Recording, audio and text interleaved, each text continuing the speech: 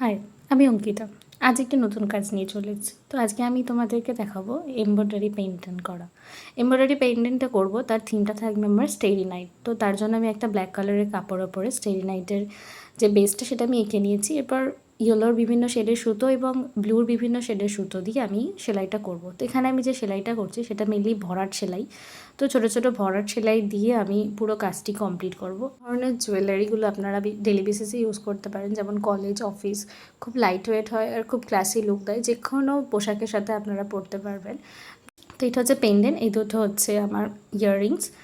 তো তারপর আমি এগুলোকে কাট করে নিয়েছি। এখানে কাট করে নেওয়ার পরে আমি একটা কার্ডবোর্ডের ওপর আঠা দিয়ে সেটাকে অ্যাটাচ করে দিচ্ছি, যাতে একটুখানি বেসটা তৈরি হয়ে যায় ভালোভাবে। তো এরপর আমি পেছন দিক থেকে কাপড় লাগিয়ে দিয়েছি যাতে ভালোভাবে সিকিওর হয়ে যায়। এরপর ইয়াররিংসের জন্য দুটো আমি স্টার্ট লাগিয়ে ইয়াররিংসটা কমপ্লিট করেছি।